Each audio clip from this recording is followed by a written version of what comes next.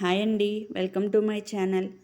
ఈరోజు సీజనల్ పనసకాయతో దమ్ బిర్యానీ చేసాము. చాలా టేస్టీగా ఉంది, కానీ చాలా కష్టపడాలి.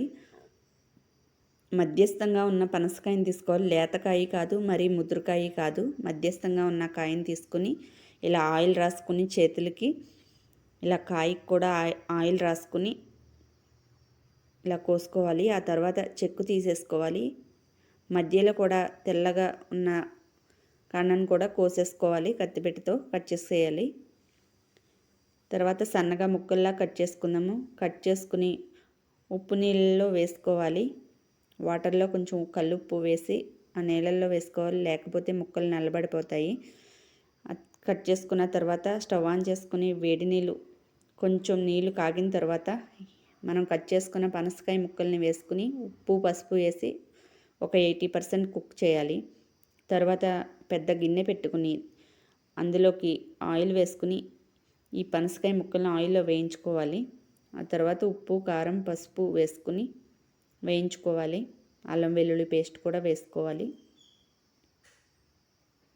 ఆ తర్వాత 2 కప్స్ పెరుగు కూడా వేసాను.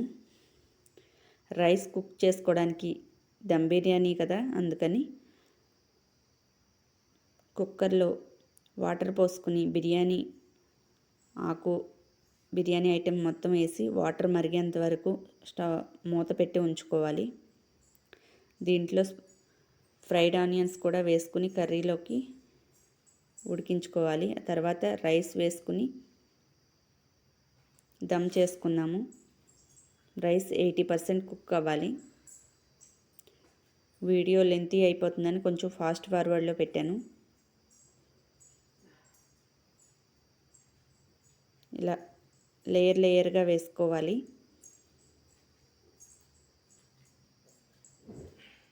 మనం ముందుగా ఒక ప్లేట్లోకి సగం కర్రీని తీసేసాను, అది కూడా లేయర్గా వేసేద్దాం. పైన పుదీనా ఫ్రైడ్ ఆనియన్స్ వేసుకుందాము.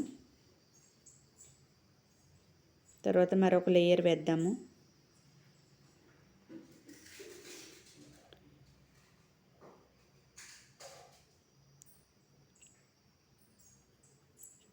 కానీ చాలా టైం పట్టేస్తుందండి.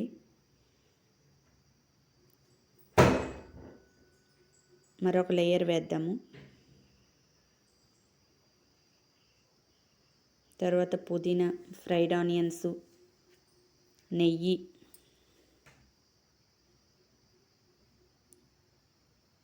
కూడా కంపల్సరీగా వేసుకోవాలి. ఈ దమ్ బిర్యానీకి అదే ఫ్లేవర్, చాలా టేస్టీగా ఉంటుంది.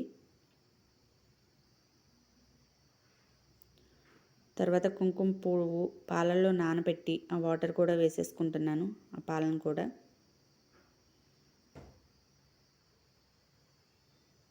ఒక 15 మినిట్స్ దమ్ చేసుకుందాము.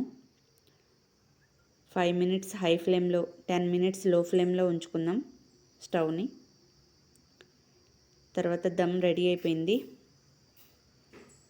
టేస్టీ రుచికరమైన పనసకాయ బిర్యానీ మీరు కూడా తయారు చేసుకోండి.